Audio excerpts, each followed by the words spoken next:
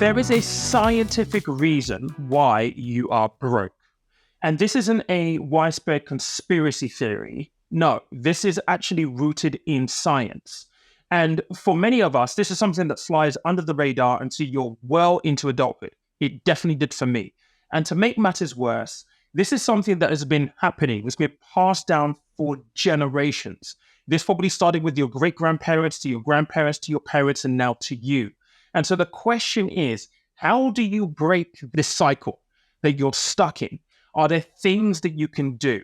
As you could probably imagine, I consume a lot of financial content. And ever since my book came out in this year in March and doing the research for my book last year, I've become really fascinated with the idea of behavioral science, financial psychology, why and how we make our financial decisions.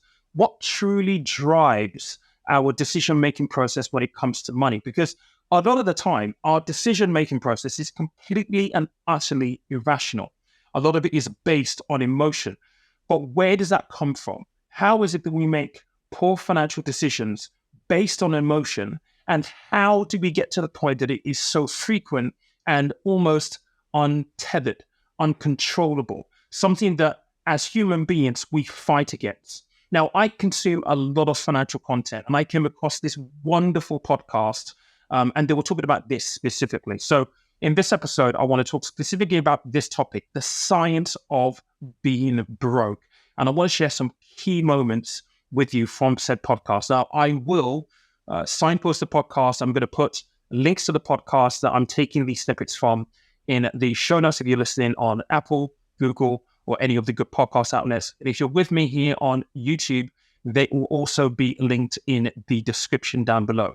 Now, the podcast in question is called Erica Taught Me. It's an amazing podcast here on YouTube. She's got 1.8 million subscribers at this point in time. If you're watching this, Erica, if this does get back to you, an amazing, amazing episode with Brad Klontz. But I want to drop you in first and foremost with, one of the first questions that Erica asked. I'm going to come back with my perspective because I found this to be so, so true. And it's all about our earliest memories of money. This is dating back to when we were children. This is the question. So I imagine that the earliest money memories that we have in childhood impact how we then go on to manage our money and how we are with our money when we grow up. Is that true? It's absolutely true. So we have early experiences around money. And for many of us, they are, innocuous. Like they're just things that just your parents said or things that happen, things we don't really think about. Some are really profound and like almost traumatic, but we all have these early experiences. And there's so much value in digging into thinking about, what is my earliest memory around money?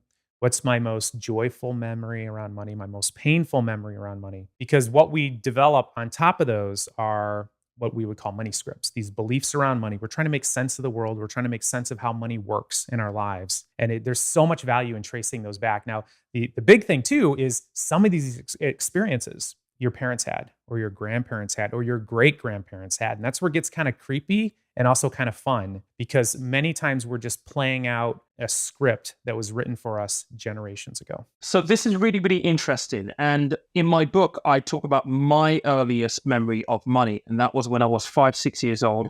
And the fact that my next door neighbor, Glenn, when I was in foster care, his dinners smelt so much better than ours. And he was having steaks and lamb chops, healthy food, healthy produce. And in our household, we couldn't actually afford that. We were having beers on toast, spaghetti hoops, so on and so forth. And as Brad said here, it was completely and utterly innocuous to start off with, quite harmless, right? Not something that, it's okay, it's all right. But actually, as I got older and I started to earn good money, it really, really did have an impact in terms of how I saw money, how I interpreted the importance of money, the function of money. And as innocuous as it was back then, I found out that my earliest memories of money really did form my mindset, my view of the world, my view of money, the purpose of money in the world. And for me, it embedded this sense of scarcity. It embedded this sense that I couldn't afford to have good dinners when we were 5 to 6 years old, and therefore money was scarce. And so growing up, scarcity comes along in my mindset. And when I start making good money, I treat money with that same mindset of scarcity. So therefore, what I should be doing now that I've got this is spend it, because it might not be around here for much, much longer. And in this episode with Brad, Erica actually talks a little bit about, or asks the question for Brad to elaborate on a scarcity mindset, what it means, whether it can be good or bad, and also comment on the opposite of a scarcity mindset, which is an abundance mindset. And it's really interesting what he had to say. Here it is. You're mentioning scarcity. Obviously, that doesn't sound very good to have a scarcity mindset. Ironically, though, what our studies have found is that people who are the most anxious around money, who are sort of worried about the future, we would call it a future orientation, they're the ones who tend to have the most money. So there's some irony there around. And if you think about a squirrel who's not really worried about surviving the winter. It's like, well, you're not going to run around and gather nuts and hide them, and then you'll probably starve to death.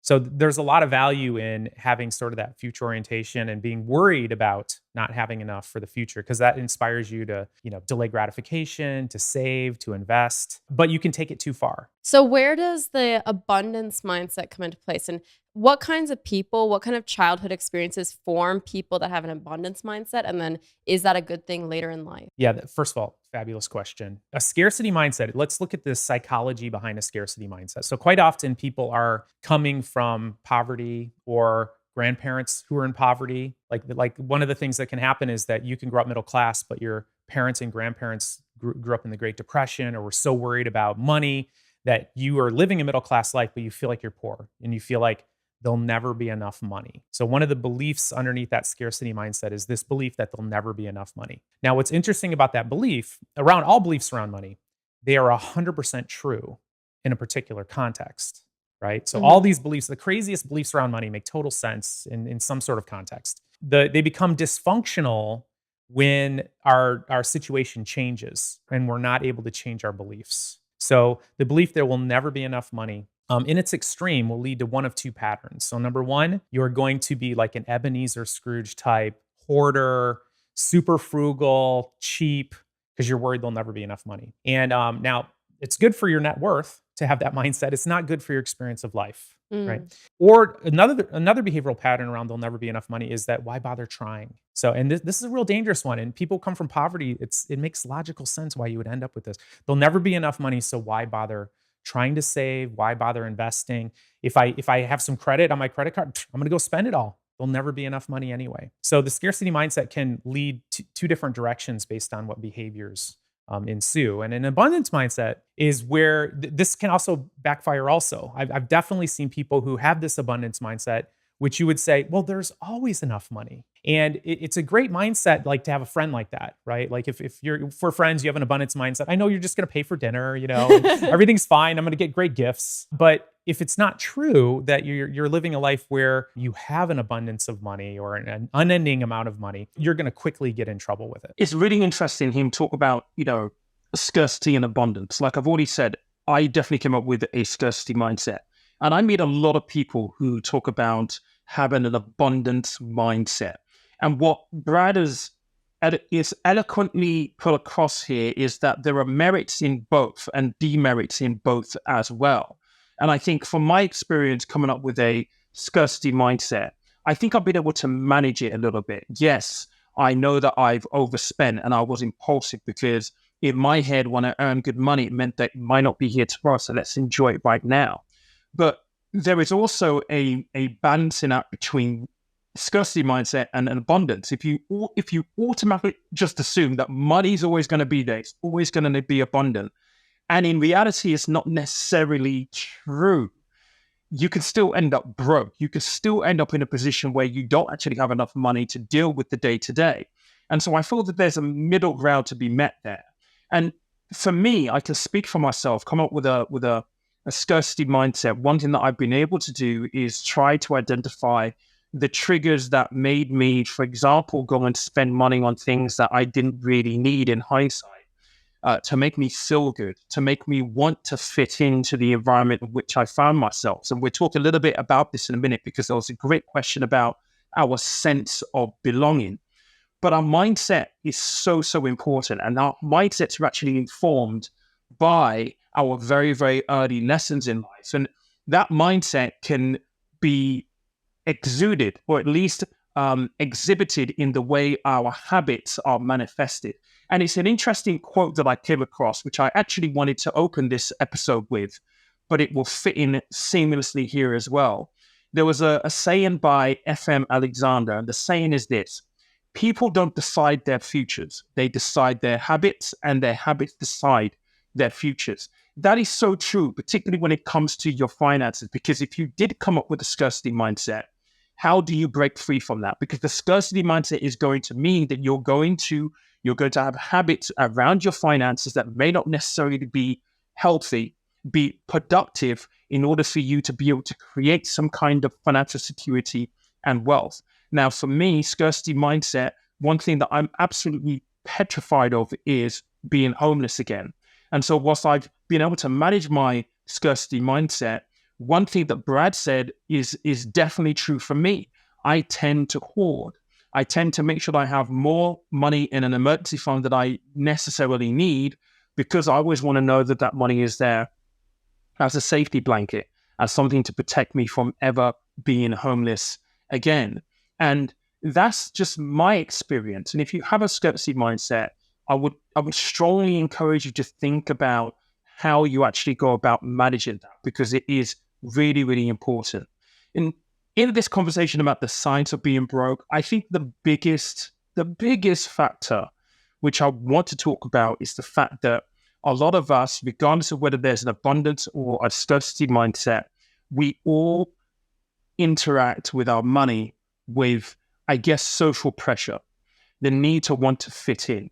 And there was a beautiful question posted in this podcast that I want to share with you right now. And it's all about this sense of belonging, the sense that we are in competition with our peers, with our surroundings, right? With our barometer of what success might look like. When I was coming up, I was listening to, the rappers were my idols: Biggie, Mace, Puff Daddy, Tupac, Nas. And the way they demonstrated success was through flashy cars and jewelry and Rolexes and so on and so forth. If we're truly going through life with that kind of barometer, that in itself is very, very, very, very unhealthy, and is a key factor in this science of actually being broke. But here's the question and response that was posted in this podcast. You were talking about this concept of the reason we tend to overspend within our circles is because we feel the need to belong. We want to show that if your neighbor can buy this beautiful $500,000 house, well, so can I. If they can drive this beautiful car, well, so can I. And I know how that feels, because I remember in high school, all the cool kids, they were wearing these American Eagle jeans, and I really, really wanted it. But obviously my parents were like, no, no, that's too expensive. And then we went to a thrift store and I found these American Eagle jeans. So I bought them and I just felt so proud and so excited. And that need to belong continued even after high school. In college, I was going out and spending all of my paycheck from working at the local Subway. I was spending it all at the mall on these shoes so that I could be like the cool one with the cool shoes. And that need to belong is deep and strong. How do we get out of that? Or is there not a way out? Well, it really does depend on your comparison group. I mean, so that's one of the hacks, is like come up with a different comparison group. I mean, that's just the bottom line. And it's one of the reasons why I'm passionate about sharing the information around how do people become wealthy and how do they actually spend. Because what I've done is I now associate in my own brain sort of lavish displays of status objects as being an indication that somebody probably doesn't have a lot of net worth. Or number two, that they feel bad about themselves in some way. So they do want people to look at them in a certain way, which tells you that they have a little bit more insecurity, which is probably what you had around the jeans. And I mean, Yeah. certainly and by the way, I'm not trying to disparage people who do this. Like when I got out of grad school, I was 29 years old. I owed $100,000 in student loan debt. I was broke. And I immediately went out and bought like a luxury watch, an Omega watch. I went and bought my mom a real thick, like Hawaiian heirloom bracelet. I was living in Hawaii at the time, like solid gold. I mean, I was doing exactly all the things that I try to caution people against. But I know exactly why I did it. I grew up poor. I was sick of being poor. I wanted to show the world I made it. I wanted to show my mom, how much I appreciated all of her sacrifice in her life to help me get where I was. And in any objective standard, it was the absolute wrong thing to do. I mean, I couldn't afford it. I didn't have the money. And I thought that this is what rich people did. And so we see a lot of that. We see a lot of people who grew up in humble beginnings, who have gone to school, perhaps, they're now making $100,000, and they immediately go out and do all the things they think that rich people do. So they buy a luxury watch, they buy an expensive suit, they lease a very expensive luxury car, thinking that this is what people do. It's actually not what most people do. I don't know about you, but that makes sense when you hear it from another person, right? And this sense of belonging, look, for me, I look back to my days in Canary Wharf. I didn't belong there. I didn't have a university degree. At least I felt that I didn't belong there. I was surrounded by people who were more experienced than I was, had better educations than I was. And so that kind of facilitated the fact that I would go out and buy suits to fit in. I would buy things to fit in because this is what everyone did on the floor. And this is regardless of the fact that my own personal circumstances didn't dictate that I would be able to spend this kind of money. Yes, I was earning it, but I I could afford it from a monetary point of view, but I couldn't afford it from a long-term point of view. And when you think of it this way, you start to really kind of ask the question of, we're programmed. How do we get programmed like this? And again, it is down to our very first memories of money, the mindset that it essentially forms. And this, I guess, impression that this is what wealthy people do. And the reality is that this isn't necessarily what wealthy people do. This is in relative relation to maybe their earnings, which happens to be so far up there that these little things that we buy that cost us a lot of money when we don't necessarily have that level of income is huge in comparison. And so there's relativity at play here. And oftentimes, because of social media, we don't necessarily fully appreciate that relativity plays a part in this. And Brad goes on to talk a little bit about the fact that, when it comes to status, because that's what a lot of us are chasing. Certainly, if you are male in the world today, there are so many pressures. You're probably chasing status, to be seen in the nicest car, to be seen wearing a Rolex, to be wearing, the greatest and the best looking fashion there is because of what it makes you look like, because the status it allows you, people will say, to get into better rooms, to attract beautiful women, right? The first is a little debatable, by the way. It doesn't mean you always get into better rooms. And I would hazard a guess and actually argue to say that isn't always true 100% of the time. The latter is also debatable, but that's for another episode on this podcast. But it means that we should really start to question some of this stuff. Status. What does status actually mean? Does status equal success? And if that is the case, in your opinion, what does success look like? And does it really manifest itself in the physical? Real questions that we need to ask here. But this is what Brad had to say about what wealthy people do, the traits of wealthy people.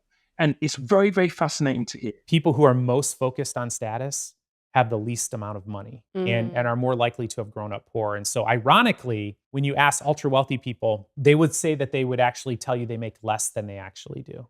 When you ask people who make less, they're actually likely to tell you they make more than they actually do. So it's a big eye, I mean, when you see social media, this should just blow your mind. So the cue is to, when people are really, really promoting themselves as having all this stuff, you got to have in the back of your mind, studies show that those people who do that actually end up having less. And if you look behind the curtain, a lot of times they're trying to sell something, right? So they're trying to sell this image. And the other thing too, and this is really profound, it's called locus of control. So this is a mindset. And locus of control basically means location of control. So there's an internal locus of control and an external locus of control. So the question is this: the outcomes you're getting in life, are they because of you or because of things outside of you? And this goes back to that learned helplessness stuff. But every study that's ever been done around income, wealth, success, bouncing back quickly after a tragedy, academic success, people who have an internal locus of control. So they say, the outcomes I'm getting in life are because of me. The mistakes that I've made in life are because of me. My lack of satisfaction in my relationship, I have an impact on that. It turns out that having that internal locus of control is associated with success in every area of life versus focusing more on external factors for why you are where you are. I don't know what more to say, really, to be honest. When it definitely comes to the status, as we would say here in the UK and UK English, that is such an important thing. Again, what does success look like to you? Does that equate to status specifically, that outward manifestation of what we think success looks like? But more importantly, the locus of control. This is something that I'm seeing more of in society today. We expect the government to come to our rescue. We're very, very quick to blame external factors on why we aren't at a particular spot or a particular place in career or in personal life or whatever. There's a lot of blaming of external factors when really we should be thinking about what we can do, internal factors. Why are we not where we want to be? Why do we feel the way we feel, and what can we do about it? I often talk about controlling the controllables. This is really what this alludes to, what it speaks to.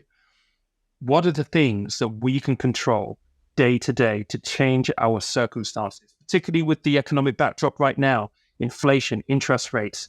There's now a war in Israel. I mean, I hope it doesn't escalate, but if it does, the impact of that could be dire from an economic point of view and from a day-to-day point of view for us here in the UK and for people globally, not as severe as obviously the people in Gaza who are suffering right now and, the Israelis and the loss that they've actually felt. But we need to control our controllables, and having that internal locus of control is extremely important in terms of helping us be in a better place than we are right now. And so, look, there is a science to being broke, and I hope that you picked up something here. For me, it's all about trying to address what your earliest memories of money are. I speak about this in my book. I share with you my earliest memories of money. There were two instances. If you read the book, you know what the second one is. Understanding what mindset we grew up with, and how that mindset manifests itself when it comes to our financial habits, how we decide to make decisions, why we make those decisions. If we're able to do that, then it's relatively easy to understand, or at least be able to identify maybe the triggers that get us to these spaces. But we need to do the work. We need to control the controllables. Now, for the last 6 months or so, there have been behavioral assessments on my channel here on YouTube and in the show notes of the podcast episode. And that's because I've been so fascinated with this. I've tried to understand my money personality, how I make my own financial decisions, so my financial efficacy. And if you're interested in knowing what yours is, the behavioral assessments are linked in the show notes and on the description part of the YouTube channel. Go and check them out. They're $9.99 plus VAT, so $11.99 altogether. And for example, with your money personality status, it will tell you what kind of money personality you have. It will tell you the pros and the cons. It will give you some tips on how you go about maybe fixing some of the negative manifestations of that money personality. Same thing goes for financial efficacy. There are 4 tests altogether. I'd encourage you, go check that out. That is your first step to trying to understand the psychology behind why you're making some of the decisions, and it will help you fix and at least move forward from where you are right now. I hope you enjoyed this episode. As always, money is a tool, life is for living. If you did find value in this, make sure that you share this with someone who may also need to see it. Leave us a comment on YouTube and leave us a review as well if you're listening on one of the podcast episodes. I will speak to you next time.